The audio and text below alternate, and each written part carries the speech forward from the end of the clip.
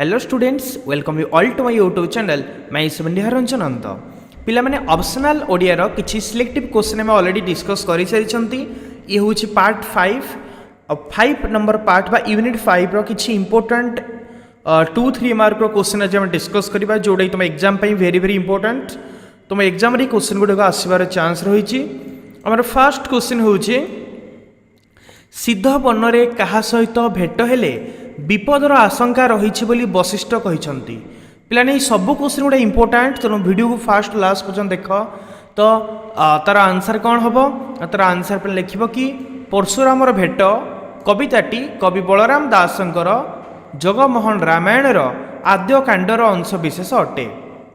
एठारे महर्षि वशिष्ठ क्षत्रिय दर्पदलन जमदग्नि पुत्र परशुराम सहित सिद्ध बनरे भेट हेले विपदर आशंका रही बोली सतर्कवाणी शुणाई। देखिए परवर्ती क्वेश्चन नेक्स्ट क्वेश्चन अच्छी कृष्णक पादधूली पाइले राधांकर कौन हम कृष्णक पादधूली पाइले राधांकर कौन हम ना कवितार ना हूँ धीरे राधा कर धरी तमें एमती भी लिखिपर कविता धीरे राधा कर धरी कवि होउछंती अभिमन्यु सामंत सिंहार एमती लिख कि धीरे राधा कर धरी शीर्षक कविताटी कवि अभिमन्यु सामंत सिंहारंकर विरचित विदग्ध चिंतामणि काव्यर 75तम छांदर अंतर्भुक्त अटे। श्रीकृष्ण पादधूली प्राप्त हेले श्री राधांकर समस्त पुण्यफल जागी उठिबो बोली से मत व्यक्त करिसंती। ओके तापर अछि परवर्ती क्वेश्चन देवाधि देवंकर मुख्य पान किए थिले तो आम लिखा कविता कवितार ना हूँ सरह सुंदरी आ कवि होती अच्युतानंद दास आम लिखा कि आलोच्य कवितार वर्णना अनुजाई देवाधिदेवंकर मुख्य पान थिले भगवान श्रीकृष्ण। देन परवर्ती क्वेश्चन क्यों माने नर प्रभाव जानी नाहांती बोली कहा जाइछि तो एठी देखिबा कवितार ना हूँ निर्वासितर विलाप कवि होउछंती भक्त कवि मधुसूदन राव तुम एमती भी लिखिपर कि निर्वाचित विलाप कवितार भक्त कवि मधुसूदन राव यह उल्लेख करिसंती निर्वाचित होइथिबा निर्जन दीपटी रे मुक्त भावे चारिपाखे बुलुथिबा पशु माने नर प्रभाव जानी नाहांती बोली कहा जाइछि। गोटे निर्जन दीपरे मुक्त भाव इयाडे सियाडे बुलुथिबा पशु माने मनीषर प्रभाव जानी नाहांती बोली कहा जाइछि। देन परवर्ती क्वेश्चन साबरमतीर महामानवंक वर्णना प्रसंगरे अन्य क्यों मानक कथा उपस्थापन करा जाइछि। साबरमतीर महामानवंक वर्णना प्रसंगरे अन्य क्यों मानक कथा उपस्थापन करा जाइछि ना एठी हम लिखिबा कविता होउछि साबरमतीर महामानवर चरण तले आ एठी कवि होउछंती गदावरीश महापात्र कि तुम एमती भी लिखिपर साबरमतीर महामानवर चरण तले कवितार कवि गदावरीश महापात्र यह उल्लेख करिसंती साबरमतीर महामानवंक वर्णना प्रसंगरे मर्यादा पुरुषोत्तम श्रीकृष्ण अहिंसा और बौद्ध धर्मर प्रचारक गौतम बुद्ध और वैष्णव धर्म बा प्रेम धर्मर प्रचारक श्री चैतन्य कथा उपस्थापन करा जाइछि। तापर आसला परवर्ती क्वेश्चन आत्मा राजीव प्रसंगरे परमात्मा किए आत्मा राजीव प्रसंगरे परमात्मा किए आम प्रथम लिखा कवितार ना ताप लिखा कवि ना लिखिदेबा लिखा कविता हूँ कमलप्रति कवि होउछंती कुंतला कुमारी सावत कि तुम एमती लिखिपर कमलप्रति कवितार उत्कल भारती कवि कुंतला कुमारी सावत यह उल्लेख करिसंती। कवितार वर्णना अनुजाई आत्मा राजीव प्रसंगरे रवि होउछि परमात्मा रवि होउछि परमात्मा। देन परवर्ती क्वेश्चन भौतिकवादर स्वरूप निर्णय कर ये 3 मार्क क्वेश्चन पिलाने भौतिकवादर स्वरूप निर्णय कर जिते क्वेश्चन डिस्कस आम कर 2-3 मार्क इंपोर्टेंट क्वेश्चन तो यहाँ हूँ प्रबंध आध्यंतिक भित्तिर एटा आसछि प्राबंधिक होउछंती रत्नाकर पति आम लिखा कि भौतिकवादर स्वरूप हेउछि ए विश्व जगत निर्जीव भौतिक तथा चैतन्यहीन जल परमाणु मानकर उद्देश्यहीन अनियंत्रित गति और आकस्मिक मिलनरू कालक्रमे उद्भूत होइछि एवं जीव मात्र के सेमानकर उक्त गति और मिलनर फल ଏହାକୁ ଜଡ଼ବାଦ ବୋଲି ମଧ୍ୟ କୁହାଯାଇଥାଏ। ଏହାକୁ ଜଡ଼ବାଦ ମଧ୍ୟ କୁହାଯାଏ। ଦେନ୍ ପରବର୍ତ୍ତୀ କ୍ୱେଶ୍ଚନ୍, ଆଧ୍ୟାତ୍ମିକତା ଅଧଗତିର କାରଣ ବୋଲି କେତେକ ମନେ କରନ୍ତି କାହିଁକି? ଆଧ୍ୟାତ୍ମିକତା ଅଧଗତିର କାରଣ ବୋଲି କେତେକ ମନେ କରନ୍ତି କାହିଁକି? ନା ପ୍ରବନ୍ଧ ହେଉଛି ଆଧ୍ୟାତ୍ମିକ ଭିତ୍ତି ଆଉ ପ୍ରାବନ୍ଧିକ ହେଉଛନ୍ତି ରତ୍ନାକର ପତି। ଆମେ ଲେଖିବା, ଅନେକଙ୍କ ମତରେ ଭାରତର ଆଧ୍ୟାତ୍ମିକତା ମାନବକୁ କର୍ମହୀନ ଶିକ୍ଷା ଦେଇଥାଏ। ନିଜ କର୍ମକୁ ତ୍ୟାଗ କରି କେବଳ ମାତ୍ର ଈଶ୍ୱର ଭକ୍ତି ଉପରେ, ଆରାଧନା ଉପରେ ମନୋନିବେଶ କରିଥାଏ। ଅନେକ କ୍ଷେତ୍ରରେ କର୍ମ ସମ୍ପାଦନା ନିମନ୍ତେ ତାର ଉଦାସୀନତା ଆଧ୍ୟାତ୍ମିକତାର ପ୍ରକୃତ ଅର୍ଥକୁ ବ୍ୟଙ୍ଗ କରେ। ଏହିସବୁ କାରଣରୁ ଆଧ୍ୟାତ୍ମିକତା ଭାରତର ଅଧଗତି ବୋଲି କେତେକ ମନେ କରନ୍ତି। ପିଲାଣି ଏ ଗୋଟେ 3 ମାର୍କିଆ ଇମ୍ପୋର୍ଟାଣ୍ଟ କ୍ୱେଶ୍ଚିନ୍, ୟାକୁ ମନେ ରଖିବ। ଓକେ, ଦେନ୍ ପରବର୍ତ୍ତୀ କ୍ୱେଶ୍ଚିନ୍ ଦେଖିବା। ନେକ୍ସଟ କ୍ୱେଶ୍ଚିନ୍ ଅଛି, ଦୁର୍ଯ୍ୟୋଧନ ବାବୁ କେବେ ଓ କେଉଁ ଦିନ ଭିତରେ କଳାକାଠ ପଡ଼ି ଶୁଖିଗଲେ? ଏଠି ଗଳ୍ପ ହେଉଛି ପକ୍ଷାଘାତ, ଗାଳ୍ପିକ ହେଉଛନ୍ତି ବାମାଚରଣ ମିଶ୍ର। ଆମେ ଲେଖିବା କି ପକ୍ଷାଘାତ ଗଳ୍ପରେ ଗାଳ୍ପିକ ବାମାଚରଣ ମିତ୍ର ଏହା ଉଲ୍ଲେଖ କରିଛନ୍ତି। ଦୁର୍ଯ୍ୟୋଧନ ବାବୁ 55 ବର୍ଷ ବୟସରେ ପେନ୍ସନ୍ ନେବା ପରେ ଓ 2 ଦିନ ଭିତରେ କଳାକାଠ ପଡ଼ି ଶୁଖିଗଲେ। ଦେନ୍ ପରବର୍ତ୍ତୀ କ୍ୱେଶ୍ଚନ୍, ସଭ୍ୟତାର ନନ୍ଦିଘୋଷ ପ୍ରସଙ୍ଗ କାହିଁକି କୁହାଯାଇଛି? ଗଳ୍ପ ହେଉଛି ବାଉଁଶରାଣୀ, ଗାଳ୍ପିକା ହେଉଛନ୍ତି ବୀଣାପାଣି ମହାନ୍ତି। ଆମେ ଲେଖିବା, ବାଉଁଶରାଣୀ ଗଳ୍ପରେ ଗାଳ୍ପିକା ବୀଣାପାଣି ମହାନ୍ତି ଏହା ଉଲ୍ଲେଖ କରିଛନ୍ତି। ମିସେସ୍ ଚୌଧୁରୀ ନିଜକୁ ବାଉଁଶରାଣୀ ବୋଲି ଭାବିଛନ୍ତି ଓ ସବୁକିଛି ସହ୍ୟ କରି ସେ ଯଦି ଆଗେଇ ନ ଯିବେ ତାହାହେଲେ ସଭ୍ୟତାର ନନ୍ଦିଘୋଷ ଅଟକିଯିବ। ଦେନ୍ ପରବର୍ତ୍ତୀ କ୍ୱେଶ୍ଚନ୍, 3 ମାର୍କିଆ କ୍ୱେଶ୍ଚିନ୍ ପିଲାମାନେ 2-3 ମାର୍କିଆ ମିଶିକି ଅଛି ଇମ୍ପୋର୍ଟାଣ୍ଟ କ୍ୱେଶ୍ଚିନ୍ ତମ ଏକ୍ଜାମ୍ ପାଇଁ। ମାଙ୍କଡ଼ସା ସୂତାରେ ସେ ବାନ୍ଧି ପାରଇ ମତ ଗଜ, ଏହାର ଅର୍ଥ ବୁଝାଇ ଦିଅ। ଏଇ ଯେଉଁ ଲାଇନ୍ଟା ରହିଲା, ମାଙ୍କଡ଼ସା ସୂତାରେ ସେ ବାନ୍ଧି ପାରଇ ମତ ଗଜ, ଏହାର ଅର୍ଥ କ'ଣ? ଆମେ ଲେଖିବା, କବିତା ହେଉଛି, ଏଇଟା ଆସିଛି କେଉଁ କବିତାରୁ? ନା ସରହ ସୁନ୍ଦରୀ କବିତାରୁ। ଓକେ, ତାକୁ ଲେଖିଛନ୍ତି କିଏ? ନା ଅଚ୍ୟୁତାନନ୍ଦ ଦାସ। ତ ସରହ ସୁନ୍ଦରୀ କବିତାଟି କବି ଅଚ୍ୟୁତାନନ୍ଦ ଦାସଙ୍କର ବିରଚିତ ହରିବଂଶ କାବ୍ୟର 3ୟ ଖଣ୍ଡର 1ମ ଅଧ୍ୟାୟରୁ ଉଦ୍ଧାର କରାଯାଇଛି। ମାଙ୍କଡ଼ସା ସୂତା କହିଲେ ବୁଢ଼ିଆଣୀ ଜାତୀୟ ଏକ କୀଟର ସୂକ୍ଷ୍ମ ରଜ୍ଜୁ ଅଟେ, ଯାହା ସ୍ପର୍ଶ ମାତ୍ରକେ ମିଳାଇଯାଏ। ମତ୍ତଗଜ ହେଉଛି ପାଗଳା ହାତୀ, ଯାହାର ପ୍ରବଳ ଗତିକୁ ଅବରୋଧ କରିବା ପାଇଁ ମହାଶକ୍ତିର ପ୍ରୟୋଜନ ହୋଇଥାଏ। ମତ୍ତଗଜ ମାନେ କ'ଣ? ପାଗଳ ହାତୀ। ପାଗଳ ହାତୀକୁ ଅଟକାଇବା ପାଇଁ କ'ଣ ଦରକାର ହୋଇଥାଏ? ନା ଅତ୍ୟଧିକ ଶକ୍ତିର ଆବଶ୍ୟକତା ପଡ଼ିଥାଏ। ମାତ୍ର ସରହ ସୁନ୍ଦରୀ ଏତେ ସିହାଣୀ ଓ ଚତୁରୀ ଥିଲା ଯେ ସେ ତାର ପ୍ରାଚୁର୍ଯ୍ୟ ବଳରେ ଯେକୌଣସି ଦୁଷ୍କର କାର୍ଯ୍ୟକୁ ମଧ୍ୟ କରାୟତ୍ତ କରିପାରୁଥିଲା। ତେଣୁ ସରହ ସୁନ୍ଦରୀର ଚାତୁର୍ଯ୍ୟର ପରାକାଷ୍ଠା ବର୍ଣ୍ଣନା କରିବାକୁ ଯାଇ କବି ଏହି ମନ୍ତବ୍ୟ ପ୍ରଦାନ କରିଛନ୍ତି। ତାପରେ ଆସିଲା ପରବର୍ତ୍ତୀ କ୍ୱେଶ୍ଚନ୍, ବୀର ପରଶୁରାମ କ୍ରୋଧିତ ହୋଇ ପଡ଼ିଲେ କାହିଁକି? କାହିଁକି ବୀର ପରଶୁରାମ କ୍ରୋଧିତ ହୋଇ ପଡ଼ିଲେ? ନା ପିଲାମାନେ ତମେ ଲେଖିବ, ଆଲୋଚ୍ୟ ପରଶୁରାମ ଭେଟ କବିତାଟି ପଞ୍ଚସଖା ଯୁଗର ଅନ୍ୟତମ କବି ପ୍ରତିଭା ବଳରାମ ଦାସଙ୍କ ବିରଚିତ ଜଗମୋହନ ରାମାୟଣରୁ ଉଦ୍ଧୃତ ହୋଇଛି। ଡାଇରେକ୍ଟ ଲେଖିପାରିବ ଏମିତି କି ପରଶୁରାମ ଭେଟ, ଆଉ ଏଠି ଲେଖକ ହେଉଛନ୍ତି ବଳରାମ ଦାସ। ଓକେ, କବିତାର ନାଁ ଦେଇଦେବ ପରଶୁରାମ ଭେଟ, ଆଉ କବି ହେଉଛନ୍ତି ବଳରାମ ଦାସ। ତ କବିତାର ବର୍ଣ୍ଣନା ଅନୁଯାୟୀ ବୀର ପରଶୁରାମ ପ୍ରତିହିଂସା ପରାୟଣ ଓ କ୍ଷତ୍ରିୟ ବିରୋଧୀ ଥିଲେ। ଯେମିତି କବିତାରେ ବର୍ଣ୍ଣନା କରାଯାଇଛି କି ପରଶୁରାମ କ୍ଷତ୍ରିୟ ବିରୋଧୀ ଥିଲେ।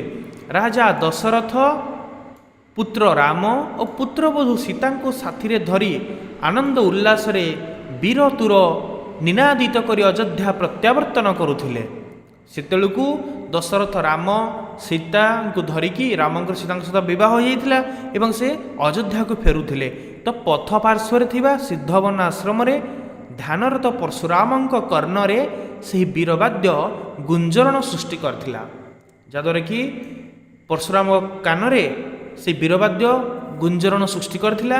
ଧ୍ୟାନ ଭଙ୍ଗ ହେବା କାରଣରୁ ପରଶୁରାମ ଅତିଶୟ କ୍ରୋଧିତ ହୋଇପଡ଼ିଥିଲେ। ଦେନ୍ ପରବର୍ତ୍ତୀ କ୍ୱେଶ୍ଚନ୍, ଦେବତାମାନେ ନରଜନ୍ମ ନେବା ପାଇଁ କାହିଁକି ଆଗ୍ରହୀ ହୁଅନ୍ତି? ଦେବତାମାନେ ନରଜନ୍ମ ନେବା ପାଇଁ କାହିଁକି ଆଗ୍ରହୀ ହୁଅନ୍ତି? ନା ପିଲାମାନେ ଏଇଟା ଆସିଛି ନିର୍ବାସିତର ବିଳାପ, କବିତା ହେଉଛି ନିର୍ବାସିତର ବିଳାପ ଆଉ କବି ହେଉଛନ୍ତି ମଧୁସୂଦନ ରାଓ। ତ ସେ କହିଛନ୍ତି କି ନିର୍ଜନ ଦ୍ୱୀପରେ ନିର୍ବାସିତ ବ୍ୟକ୍ତିଟି ପ୍ରିୟଜନମାନଙ୍କ ମୁଖଚନ୍ଦ୍ର ଦର୍ଶନ ନ କରିପାରି ମଧୁର କଣ୍ଠସ୍ୱର ଶୁଣି ନ ପାରି ଅତ୍ୟନ୍ତ ଦୁଃଖିତ ହୋଇପଡ଼ିଛି। ଯେହେତୁ ସେ ଗୋଟେ ନିର୍ଜନ ଦ୍ୱୀପ ରହୁଛି, ସେ ତା ପ୍ରିୟ ଲୋକଙ୍କର ମୁହଁ ଦେଖିପାରୁନି କି କାହାର ପ୍ରିୟ ଲୋକମାନଙ୍କର କଣ୍ଠସ୍ୱର ଶୁଣିପାରୁନି, ତେଣୁ ସେ ବହୁତ ଦୁଃଖିତ ଅଛି। ପ୍ରିୟଜନ ବନ୍ଧୁ ପରିଜନ ପ୍ରେମପୂର୍ଣ୍ଣ ଜୀବନ ବିଷୟରେ ଭାବି ଭାବି ସେ ଉଦାସ ବିଷର୍ଣ୍ଣ ହୋଇଯାଇଛି।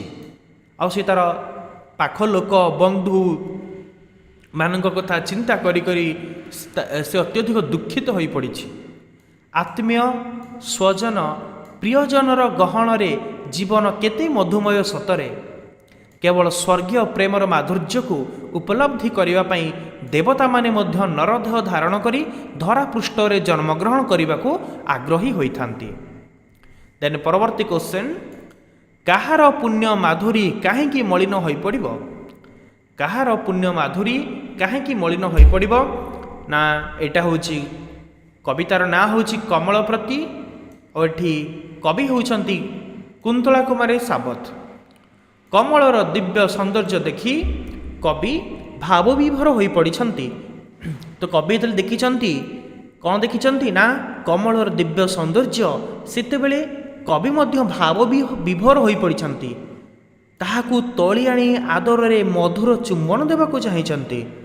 କବି ବିଚାର କରିଛନ୍ତି, ପଦ୍ମକୁ ତୋଳି ଆଣିଲେ ତାହାର କମଳ ସ୍ୱଚ୍ଛ ସୁବିମଳ ଶ୍ରୀ ହୁଏତ ନଷ୍ଟ ହୋଇଯିବ। ପୁଣି ସେ ଚିନ୍ତା କରିଛନ୍ତି, ଯଦି ମୁଁ ପଦ୍ମକୁ ତୋଳି ଆଣିବି ତେବେ ଏହା ଯେଉଁ କମଳ ଦେଖାହେଉଛି, ସ୍ୱଚ୍ଛ ଦେଖାହେଉଛି, ତାହା ତ ନଷ୍ଟ ହୋଇଯିବ, ସେ ହତଶ୍ରୀ ହୋଇଯିବ। ସେହି ପଦ୍ମର ପୁଣ୍ୟ ମାଧୁରୀ କବିଙ୍କ ସ୍ପର୍ଶ ପାଇ ମଳିନ ପଡ଼ିଯିବ ଏବଂ ସେ ପଦ୍ମକୁ ପୁଣ୍ୟତାର ସଂକେତ ଭାବରେ ପ୍ରତିପାଦିତ କରିଛନ୍ତି। ସେ କହୁଛନ୍ତି, ଯଦି ସେ ପଦ୍ମର ପୁଣ୍ୟ ମାଧୁରୀ ତାଙ୍କର ସ୍ପର୍ଶ ପାଇବ ତେବେ ତାହା କ'ଣ ହୋଇଯିବ ନା ମଳିନ ହୋଇଯିବ। ଦେନ୍ ପରବର୍ତ୍ତୀ ପ୍ରଶ୍ନ, ବାକ୍ ଶକ୍ତି ହିଁ ବ୍ରହ୍ମଶକ୍ତି ବୋଲି କୁହାଯିବାର କାରଣ କ'ଣ? କେଉଁଥିପାଇଁ କୁହାଯାଇଛି କି ବାକ୍ ଶକ୍ତି ହିଁ ବ୍ରହ୍ମଶକ୍ତି? ତ ଏଠି ପ୍ରବନ୍ଧ ହେଉଛି ଆଧ୍ୟାତ୍ମିକ ଭିତ୍ତି ଆଉ ପ୍ରାବନ୍ଧିକଙ୍କର ନାଁ ହେଉଛି ରତ୍ନାକର ପତି। ଆମେ ଲେଖିବା ଆନ୍ସର ବାକ୍ ହିଁ ବ୍ରହ୍ମଶକ୍ତି। 3 ମାର୍କିଆ କ୍ୱେଶ୍ଚିନ୍, ଇମ୍ପୋର୍ଟାଣ୍ଟ 3 ମାର୍କ କ୍ୱେଶ୍ଚିନ୍ ପିଲାଟା ମନେ ରଖିବ। ବାକ୍ ହିଁ ବ୍ରହ୍ମଶକ୍ତି। ଏହି ବିଶ୍ୱାସରେ ଚାଳିତ ହୋଇ ଭାରତୀୟ ସଂସ୍କୃତି ବାକ୍ ଦେବୀଙ୍କୁ ବିଦ୍ୟାଦାତ୍ରୀ ରୂପେ ସର୍ବଦା ପୂଜା କରି ଆସିଛି।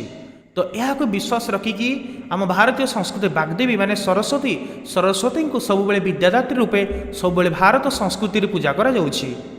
ଏହି ବାଗ୍ଦେବୀଙ୍କ କରୁଣାରୁ ବ୍ୟାସଦେବ ବିରାଟ ପୁରାଣ ପରମ୍ପରା ସୃଷ୍ଟି କରିବାକୁ ସକ୍ଷମ ହୋଇଥିଲେ। ତ ବାଗ୍ଦେବୀ ବା ସରସ୍ୱତୀଙ୍କ ଏହି କରୁଣା ଦ୍ୱାରା ବ୍ୟାସଦେବ ବିରାଟ ପୁରାଣ ସୃଷ୍ଟି କରିପାରିଥିଲେ ଓ ବ୍ରହ୍ମା ସନତ କୁମାରଙ୍କୁ ଜ୍ଞାନ ଦାନ କରିଥିଲେ। ଆଉ ବ୍ରହ୍ମା ମଧ୍ୟ ସନତ କୁମାରଙ୍କୁ ଜ୍ଞାନ ମଧ୍ୟ ଦେଇଥିଲେ। ଅଦ୍ୱିତୀୟ ଅଖଣ୍ଡ ସଚିନନ୍ଦ ବ୍ରହ୍ମଶକ୍ତି ହିଁ ବିଶ୍ୱର ମୂଳ ପଦାର୍ଥ ବା ମୂଳ କାରଣ। ଦେନ୍ ଆସିଲା ପରବର୍ତ୍ତୀ କ୍ୱେଶ୍ଚନ୍, ନାରୀ ଭାବର ଜାଗରଣ କହିଲେ କ'ଣ ବୁଝାଏ? ନାରୀ ଭାବର ଜାଗରଣ କହିଲେ କ'ଣ ବୁଝାଏ? ନା ପ୍ରବନ୍ଧ ହେଉଛି ଛୋଟ ହିଁ ସୁନ୍ଦର। ପ୍ରାବନ୍ଧିକ ହେଉଛନ୍ତି ଶରତ କୁମାର ମହାନ୍ତି। ପ୍ରାବନ୍ଧିକ ଯୁକ୍ତି ମାଧ୍ୟମରେ କହିବାକୁ ଚାହିଁଛନ୍ତି ଯେ ନାରୀ ଜାଗରଣ ଠାରୁ ନାରୀ ଭାବର ଜାଗରଣ ଅନେକ ବଡ଼ କଥା। ନାରୀ ଭାବର ଜାଗରଣ ହେବା ମଣିଷ ପକ୍ଷରେ ଶୁଭଙ୍କର ହେବ। ପ୍ରାଚୀନ କାଳରୁ ନାରୀର କେତେ ଗୁଡ଼ିଏ ସଦ୍ଗୁଣ ରହିଛି, ଯଥା ଦୟା, ସେବା, ସହନଶୀଳ ମନୋଭାବ ଆଦି। ଆହୁରି ମଧ୍ୟ ନାରୀର ପ୍ରଧାନ ନେତ୍ର ଅନ୍ତର୍ବୋଧ। ଏହି ସବୁଥିରୁ ଜାଗରଣ ଆସିବା ଲୋଡ଼ା। ଓକେ, ତାପରେ ପରବର୍ତ୍ତୀ କ୍ୱେଶ୍ଚନ୍ ପିଲାମାନେ, ପରବର୍ତ୍ତୀ କ୍ୱେଶ୍ଚନ୍ ଅଛି ଜୀବନ ପ୍ରବାହ ସମ୍ପର୍କରେ ଦୁର୍ଯ୍ୟୋଧନ ବାବୁଙ୍କର ଧାରଣା କ'ଣ ଥିଲା? ଜୀବନ ପ୍ରବାହକୁ ନେଇକି ଦୁର୍ଯ୍ୟୋଧନ ବାବୁଙ୍କର କ'ଣ ଧାରଣା ଥିଲା? ଆମେ ଲେଖିବା ପକ୍ଷାଘାତ ଗଳ୍ପରେ ଗାଳ୍ପିକ ବାମାଚରଣ ମିତ୍ର ଏହା ଉଲ୍ଲେଖ କରିଛନ୍ତି। ଓକେ, ଗଳ୍ପର ନାଁ ହେଉଛି ପକ୍ଷାଘାତ ଆଉ ଗାଳ୍ପିକ ହେଉଛନ୍ତି ବାମାଚରଣ ମିତ୍ର, ସେଇଟା ଲେଖିଛନ୍ତି। ଦୁର୍ଯ୍ୟୋଧନ ବାବୁଙ୍କର ଜୀବନ ପ୍ରବାହ ସମ୍ପର୍କରେ ଧାରଣା ଥିଲା ଜୀବନ କ୍ଷଣସ୍ଥାୟୀ, ମରଣଶୀଳ ସତ, କିନ୍ତୁ ଜୀବନ ପ୍ରବାହ ଚିରନ୍ତନ। ତ ସେ ଭାବୁଥିଲେ କି, ସେ କହୁଥିଲେ କି ତାଙ୍କର जो धारणा थिला दुर्योधन बाबूंकर जीवन को लेकिन से जीवन को क्षणस्थायी बोली भावुले मरणशील बोली भावुले किंतु जीवन प्रवाह निरंतन पितामाता उत्पादन करती संतान संतति संतान पुणी दिने पितामाता होई संतान जन्म दियंती जीवन परे जीवन चली जाए मात्र जीवन प्रवाह निरंतर ही चली थाए पुरुष और स्त्री रो प्रेम मध्य नियम रही प्रकाश केवल पिता अमर हुए पुत्र माध्यम तापर आसला परवर्ती क्वेश्चन प्रथम देखारे हसीदे लुना मिसेस चौधरी को कौन कहले प्रथम देखारे हसीदे लुना मिसेस चौधरी को कौन कहले ना गल्पर ना हूँ बाउंसराणी गाल्पिका होउछंती बीणापाणी महांती तो आम आंसर लिखा तापर प्रथम देखारे हसीदे लुना मिसेस चौधरी को कहले आपण प्रशंसा शुणी शुणी मु क्लांत हो पड़े आज केवल आपण कथा शुणी मोर संध्याटा ही जाइछि पुनश्च मिसेस चौधरी आज राति ही आपण सहित देखा करने को हम बोली मते नहीं आसचंती तो मिस्टर चौधरी आज राति ही आपण सहित देखा करने को हम बोली मते नहीं आसचंती आसंता काली से मैंने शिकार को जीवे एवं तांको सहित जीवापाई प्रस्ताव रखिछंती ओके तो यहाँ था तार आंसर पे ये भाव में किसी इंपोर्टाट सेट 5 डिस्कस कली जो मैंने ऑप्शनल ओडियार रिमेनिंग वीडियोस देखिन यूट्यूब निहार रंजन जो सर्च करके चैनल भितर जाकि ऑलरेडी मु प्लेलिस्ट तैयारी कर देछि आम चैनल भितर गले तुम प्लेलिस्ट पाइज से प्लेलिस्ट रे ओडिया ऑप्शनल प्लेलिस्ट अच्छी से प्लेलिस्ट ओपन कले सब वीडियो तुम पाइज से भाई हिस्ट्री अच्छी पॉलिटिकल साइंस अच्छी जितकी सब्जेक्ट अच्छी सब सब्जेक्ट प्लेलिस्ट मुझे तैयारी कर देछि ओके तो समस्त एग्जाम भल हो best of luck for exam God bless you all also thank you very much.